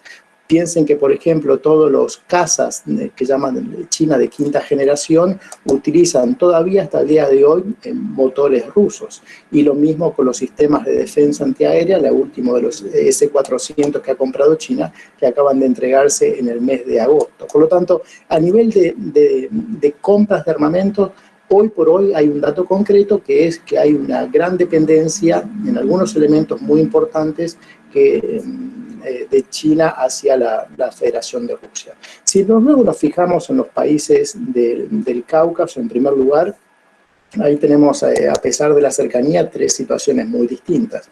En el caso de Armenia, la casi totalidad de las compras de armamento son de origen ruso. China no tiene ningún tipo de injerencia.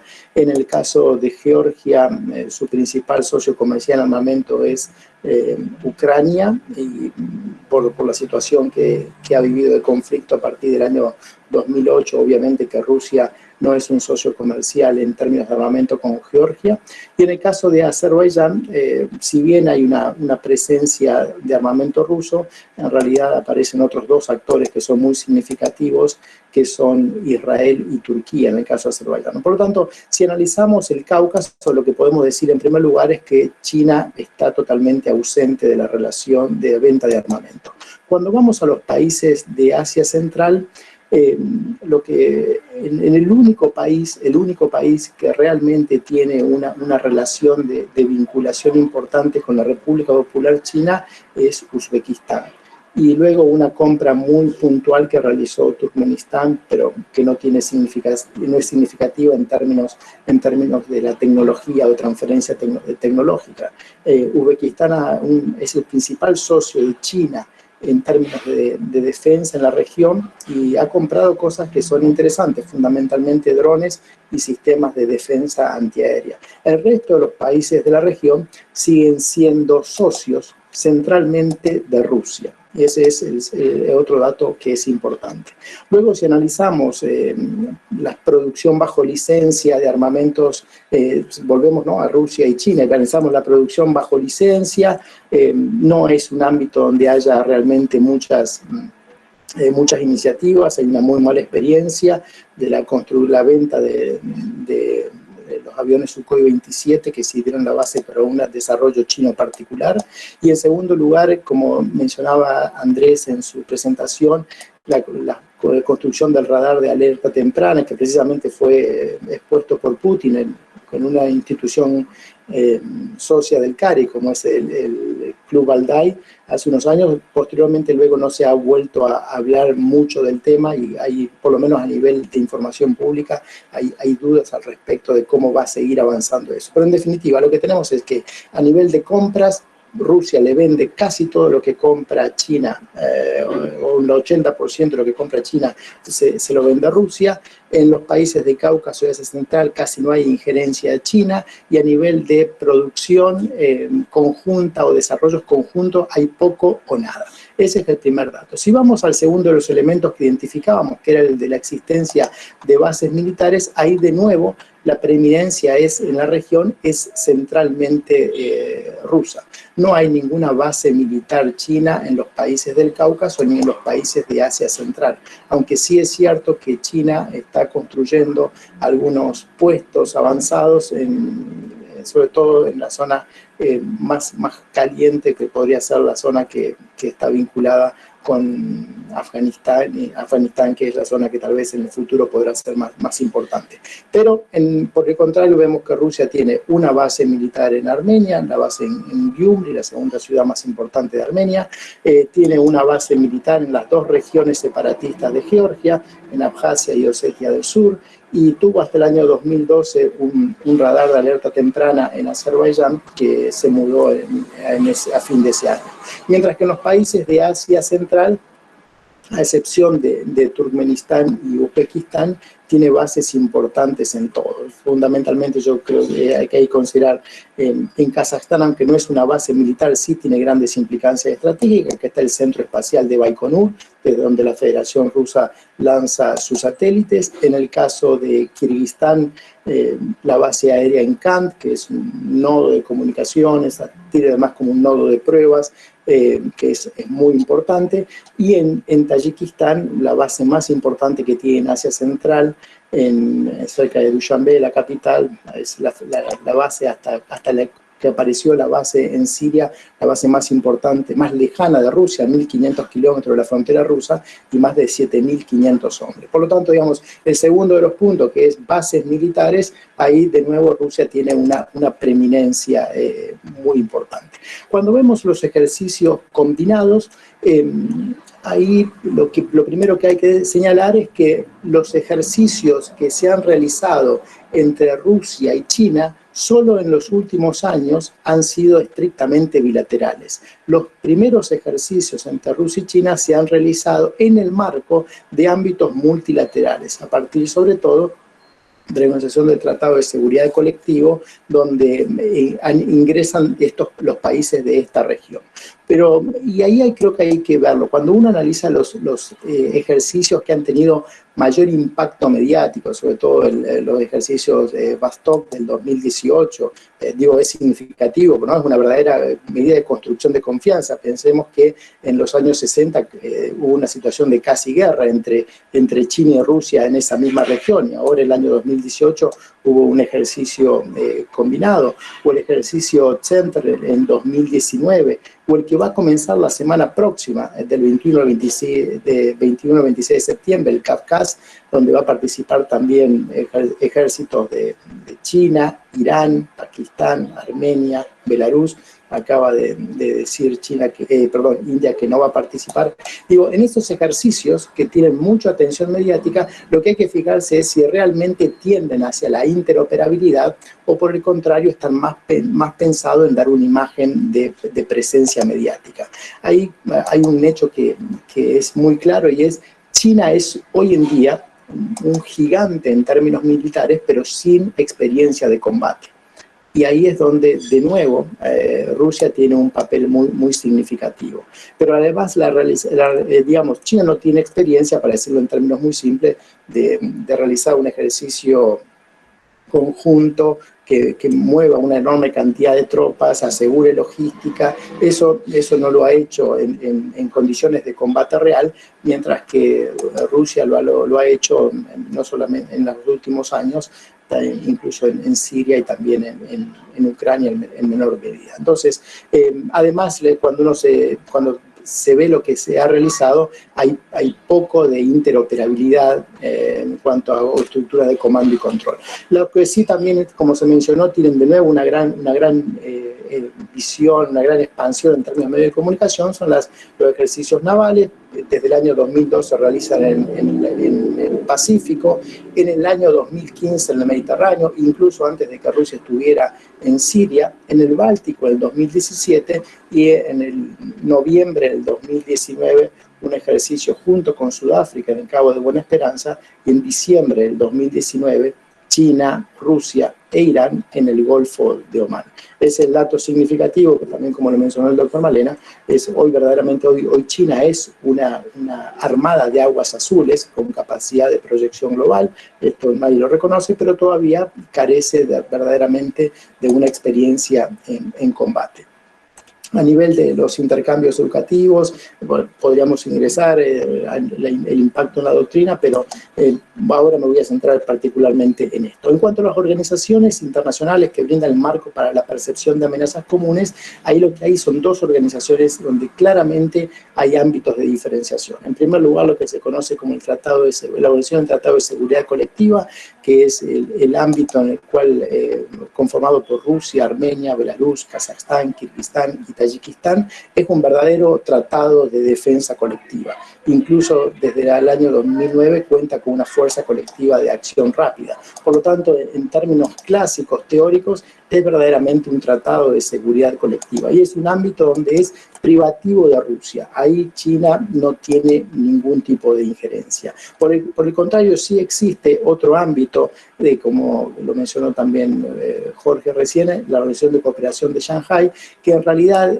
tiene una importancia significativa en cuanto a la identificación comprensión de las amenazas, pero no es en términos teóricos verdaderamente una estructura de defensa como lo podemos entender. Lo que sí hay que decir es que, de nuevo, eso, como si fuera un pie de página, es una organización que solemos dejar de lado, ¿no? Y siempre lo que podemos decir es muy simple. La OTAN tiene 3 potencias nucleares, mientras la Organización de Seguridad de Shanghái cuenta con 4 potencias nucleares entre sus miembros plenos. Por tanto, ese dato solo ya debería hacernos ver con mucha más atención lo que sucede en ese ámbito. Pero entonces, volviendo al tema para no perdernos, diríamos que hoy en día tenemos una organización verdaderamente de defensa común que es privativa de Rusia, mientras que en otro caso todavía no tenemos una organización tan conformada en términos de defensa y seguridad como es la Organización de Cooperación de Shanghái. ¿Puede haber una alianza militar en el futuro? No. Andrés mencionaba algunas cosas. Yo simplemente, a los fines de no irme por las ramas, voy a hacer unas conclusiones muy simples. Y sería la siguiente, si lo debería decir una especie de párrafo. En términos de defensa y seguridad, por ahora las ventajas son de Rusia.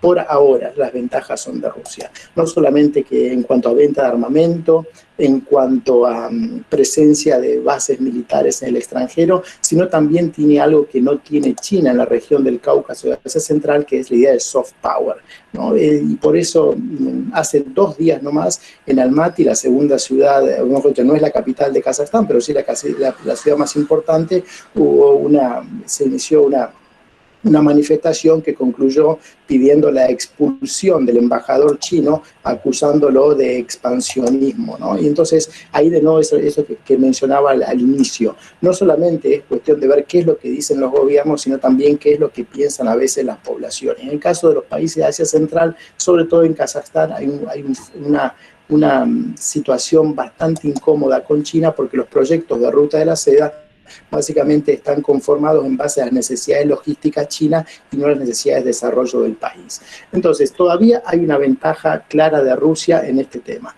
Y todavía China necesita de Rusia. Piensen que todavía hay una ventana de alrededor de 5 o 8 años hasta que realmente las aviones chinas, puedan usar motores chinos. Hasta este momento seguirán usando motores rusos y eso de nuevo le da una ventaja, por lo menos en términos comparativos, todavía a Rusia.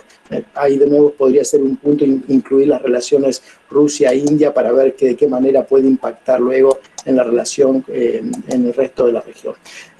Y también creo que hay un punto donde creo que no hay una confianza plena entre Rusia y China.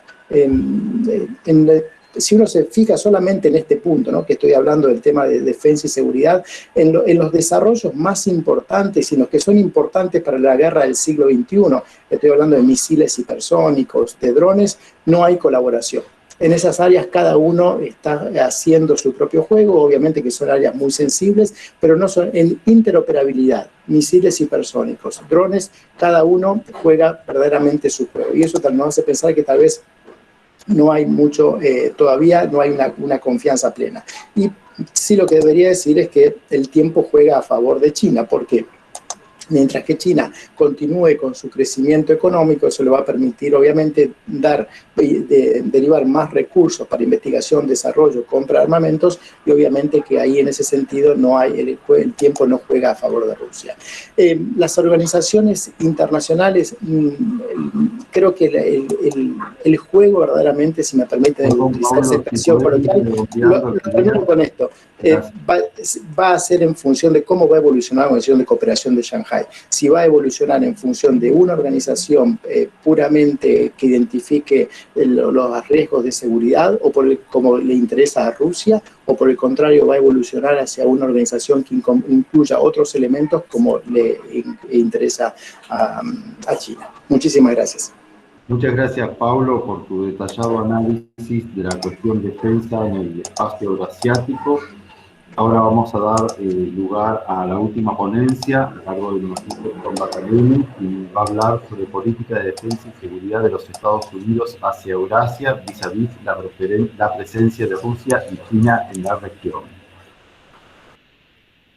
Juan Batalemi, secretario académico del Consejo Argentino para las Relaciones Internacionales, exdirector de la Maestría en Defensa Nacional de la Facultad de la Defensa Nacional y profesor adjunto y titular en varias universidades en carreras de grado y posgrado argentinas, como son la Universidad de Buenos Aires, la Universidad Argentina de Empresa, la Universidad del SEMA, entre otros. Juan, te escuchamos. Bueno, buenas tardes. También me sumo a los agradecimientos. En este caso, ¿quién iba a decir que el ponente de Rusia y yo, que voy a hablar voy a hacer referencia a los Estados Unidos, los dos íbamos a coordinar corbata? La verdad que me sorprende Internet en este momento, ni que hubiera estado preparado. Un gusto charlar con ustedes en esta tarde. Voy a ser breve, dado la hora, o espero al menos, aspiro a ser breve. Quiero agradecer a la embajadora Lila Roldán por la invitación, al embajador Sadus, y con quienes me antecedieron, que realmente han hecho exposiciones muy detalladas en relación a la región. Arrancamos, o mejor dicho, me toca terminar por donde dejó Andrés. Básicamente ya venimos, el CARI viene trabajando esta cuestión de la dinámica geopolítica, geoeconómica en el espacio euroasiático por las implicancias que tiene para la República Argentina, ¿no? Si yo tuviera que retomar en donde dejé en una conferencia anterior, hace ya unos meses atrás, yo pondría, digamos, a los Estados Unidos en un lugar muy particular. La primera gran diferencia que tendría que tomar es dónde está en este momento o qué guía la estrategia de seguridad nacional norteamericana, ¿no? No me gusta repetirme, así que lo que dije en la conferencia pasada no va a serlo, va a ser una continuación de lo que diga ahora.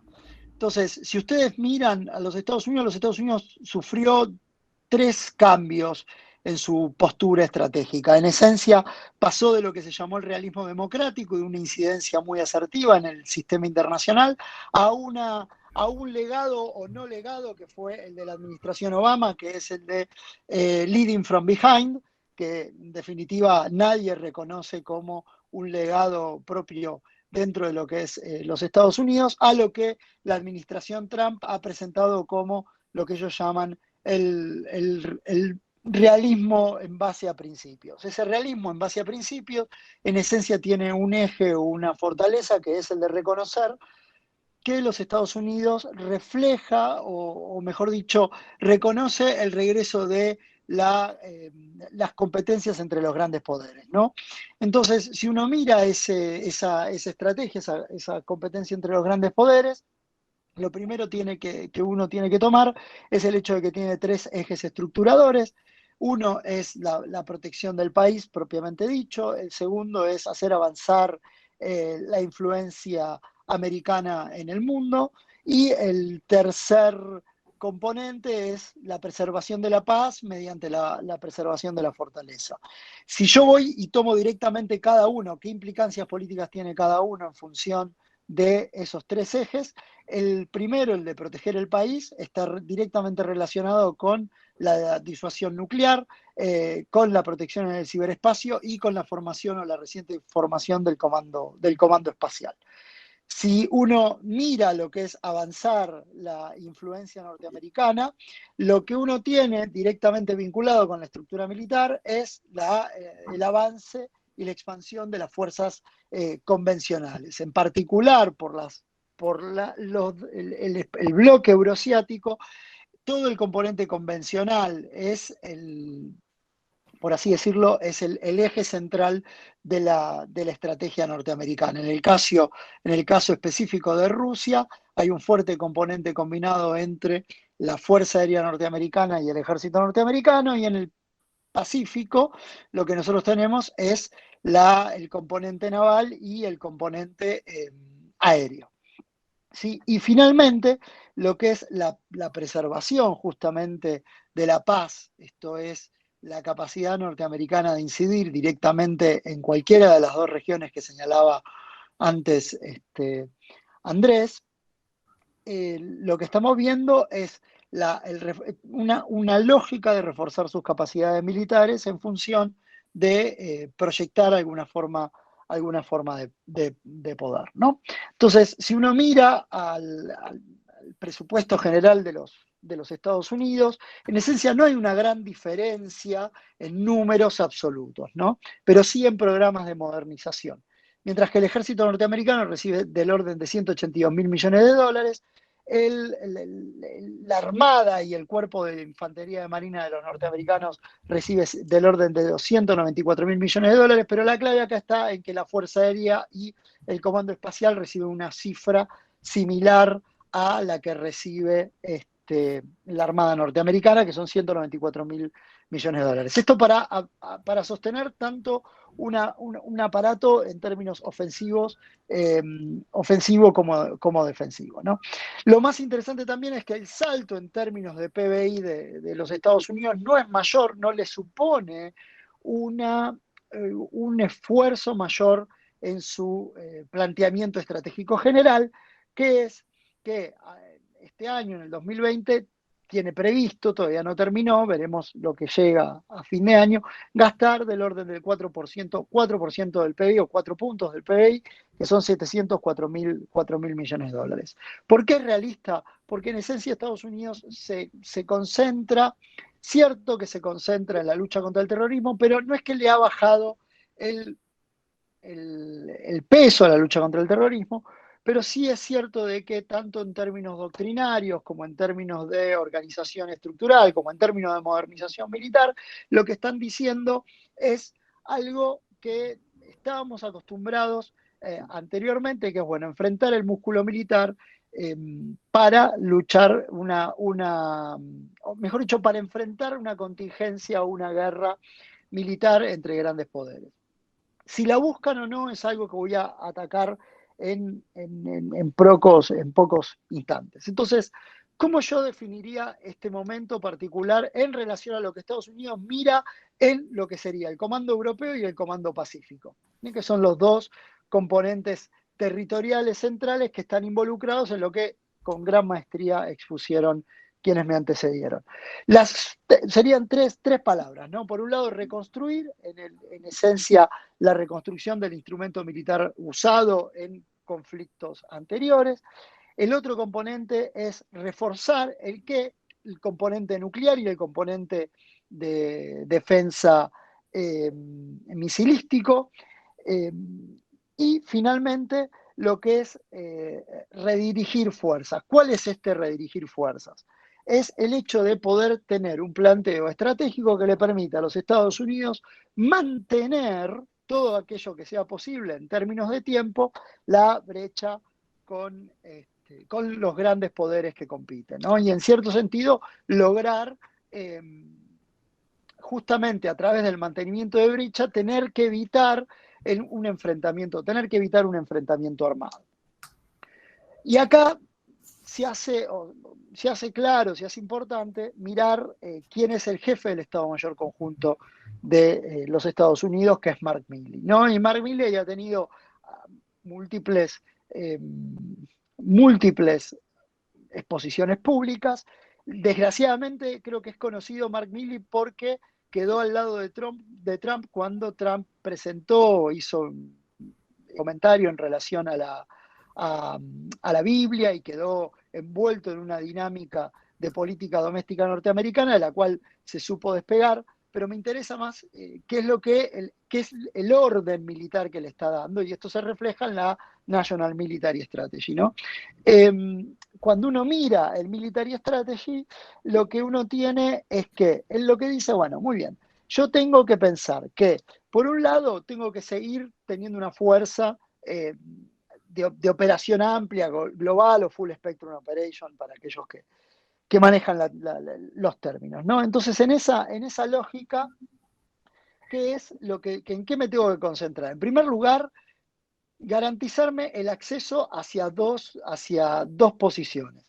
La primera es el acceso a lo que sería el área de Europa Central y lo que es el norte de Europa, y ahí ustedes tienen los ejercicios que viene realizando la OTAN en esos dos aspectos, con distintos componentes militares. Por supuesto que están todos implicados, pero el peso relativo es mayor, en el caso europeo, como dije, del ejército, y en el caso pacífico de la Armada. La Fuerza Aérea creo que les cubre en los dos tiene un peso relativo importante. El otro componente es la disuasión en el Pacífico, y esto lo dice muy bien en este momento, o sea, mientras nosotros estamos hablando, hay que pensar de que en Guam está el mayor asentamiento de la capacidad de penetración nuclear norteamericana táctica estratégica, y finalmente el otro componente que es clave y se contrapone muy bien con la idea de Carola, que es la idea de mantener las líneas de comunicación abiertas, ¿no? Que el obor o la globalización china y la globalización norteamericana se va a basar en esencia en cuán abiertas las puedo tener para mis propios intereses y cuán abiertas las puede tener Estados Unidos o China para sus próximas, para su propia conformación de la lógica geopolítica mundial, ¿no? Entonces, si uno escucha, ¿qué es lo que hacen? Definen muy bien los tres escenarios en los cuales Estados Unidos tiene que actuar, no necesariamente de forma simultánea, no necesariamente con la misma estrategia para cada una, sino con lo que ya se venía diciendo que nosotros llamamos tailor-made o específicamente para cada uno de esos actores. En el caso de Rusia y China, la definición ya es global y entienden que los conflictos con ellos dos no van a quedar sujetos a una lógica estrictamente regional, y en ese sentido lo que tienen que ver son todas las discusiones que tienen, ¿no? Los planteos que realizan en relación al ciberespacio. En la lógica regional aparecen dos actores menores para los Estados Unidos, menores en el sentido del esfuerzo que implican, pero no necesariamente que no lo vayan a atacar o que no lo vayan a atacar como corresponde, ¿no? Que no le vayan a destinar esfuerzo, que son Corea del Norte e Irán. Y el tercer lugar, lo que es el espacio transregional, que son todo lo que burdamente llamaríamos las nuevas amenazas o las amenazas asimétricas. Que es interesante también que todos hablan de grandes guerras y el jefe del comando, el Joint Chief of Staff, el jefe del comando conjunto, dicen, miren, cada vez que Estados Unidos tuvo que pelear una guerra nuclear, una guerra de grandes poderes, lo tuvo que pelear con fuerzas expedicionarias, y justamente pone dos ejemplos en el costo relativo norteamericano que eso sucedió, ¿no? Que fue Metz Argonne en el 1917 y en Normandía, ¿no? Y básicamente, ¿qué es lo que dice? En pocas semanas Estados Unidos perdió el orden de 110.000 hombres en un enfrentamiento convencional, ¿no? Entonces, ¿qué es lo que dice él? El instrumento militar que nosotros tenemos que desarrollar es un instrumento militar diseñado para prevenir ese tipo de enfrentamiento. Ahora, ¿qué significa prevenir? Y con esto hago la primera conclusión para saltar a la segunda conclusión. Uno es vigilancia, ¿no? Que es presentar los eventos de signos o eventuales signos de agresión. ¿Qué es lo que detectan ahí? En particular, Estados Unidos con China, no tanto con Rusia, o lo pone con Rusia en menor medida, en los dos casos hay una expansión militar, en los dos casos los dos persiguen una agresión, una política exterior agresiva, los dos siguen políticas de intimidación económica y los dos están guiados por un nacionalismo que es nacionalismo que ellos presentan de carácter distinto al norteamericano. El segundo es disponer de la capacidad más la voluntad de preservar la paz. ¿Y esto qué es lo que los remarca a ustedes? Todos los grandes programas de modernización militar norteamericanas, en particular todos los que tienen que ver con la dinámica tecnológica, en la cual por la hora y por respeto no voy a entrar, pero principalmente esta discusión acerca de la disuasión sigue siendo la base central de la política de defensa norteamericano, por eso están modernizando el instrumento nuclear, pero no podrían entender toda la modernización militar si no miran el salto cualitativo que Estados Unidos está haciendo hacia el espacio exterior. El otro componente es la idea de la cual están los aliados y los socios, y acá Estados Unidos corre con una ventaja que no corre el resto de los actores, al menos por ahora. Estados Unidos tiene cualitativamente mejores socios que China y que Rusia, al menos en términos de poder relativo, y esos socios, por H o por B y por distintas razones, identifican a los dos grandes poderes como sus principales complicaciones regionales. Por lo tanto, a pesar de que Estados Unidos puede no querer, Estados Unidos va a seguir involucrado en la dinámica de seguridad en esas regiones. Digamos, ¿cómo resuelven esto? Buscando expandir la alianza con los actores del Indo-Pacífico, y ahí son claves la relación que tiene con India, con Japón, con Francia, con Australia. Particularmente habría que revisar el proceso de remilitarización de Australia como parte de ese músculo militar occidental. Y la otra discusión, que es, a pesar de lo que dice el presidente, el comandante en jefe, por así decirlo, el jefe del Estado Mayor Conjunto, lo que dice es que el futuro de los Estados Unidos está en reforzar la alianza atlántica. Conclusión 1, ese es Estados Unidos va a estar ahí metido. Conclusión 2, Estados Unidos está pasando por un momento muy particular. ¿Qué significa un momento particular para mí, ¿no? Para nosotros? Cuando nosotros miramos, Estados Unidos está en un proceso de repliegue del mundo. Es un repliegue relativo, ciertamente no es un repliegue que desaparece o deja de estar, pero sí es un Estados Unidos metido más adentro. ¿Esto qué significa? Que en esencia Trump no inició per se un conflicto armado de manera decidida en contra de algún otro gran actor, y que cada vez que dijo vamos a arrasar con lo que sea que vamos a arrasar, en 2 minutos no pasó. ¿Y por qué no pasa eso? En esencia porque la base de sustentación política norteamericana en este momento es más bien aislacionista. Y esto es clave para entender por qué Estados Unidos reacciona como reacciona. En esencia, habría que mirar la dinámica política de los Estados Unidos del momento posterior al de la Primera Guerra Mundial, donde hay un Estados Unidos menos comprometido con el sistema internacional, excepto que lo toquen a él en algo directo de sus intereses.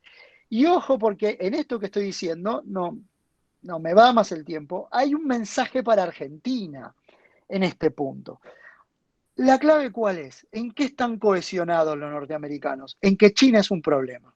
¿En qué no están cohesionados los norteamericanos? En que Rusia sea un problema.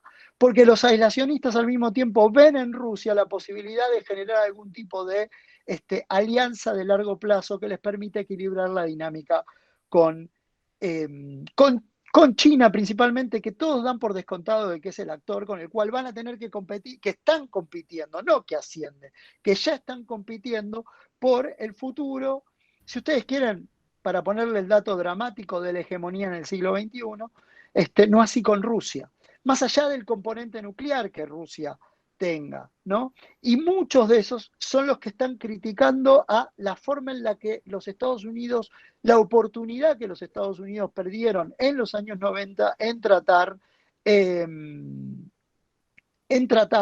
a Rusia de la forma que fue tratada por una administración demócrata, mucho más menos prudente que lo que han sido algunas administraciones en los Estados Unidos en la historia reciente de la política internacional de ese país. Muchas gracias.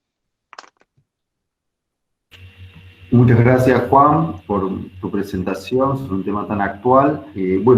Para finalizar la reunión de hoy, tenemos las palabras, reflexiones de la embajadora Lila Roldán Vázquez y del embajador Eduardo Saluz. Muchas gracias, Juan Miguel.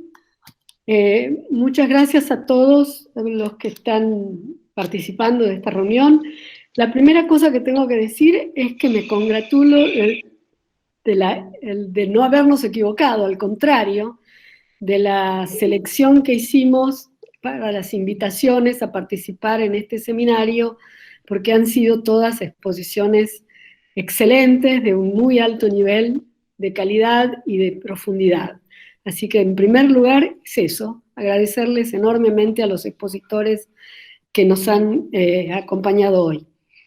En cuanto a las conclusiones que podemos sacar de lo que han manifestado en todas las exposiciones, yo diría que de las tres hipótesis que planteaba Andrés Servín en el primer momento, en su presentación, entre cuáles son las expectativas que se puede tener con respecto a la relación sino-rusa o a la idea que se tiene de esa relación, si es una asociación de conveniencia por el momento, o si es una relación de cooperación más profunda y a largo alcance, o, en tercer lugar, una relación de confrontación eventualmente, yo me inclinaría más bien por la segunda, es decir, por una asociación de cooperación con un gran contenido. Y creo que de esto lo hemos visto varios ejemplos hoy.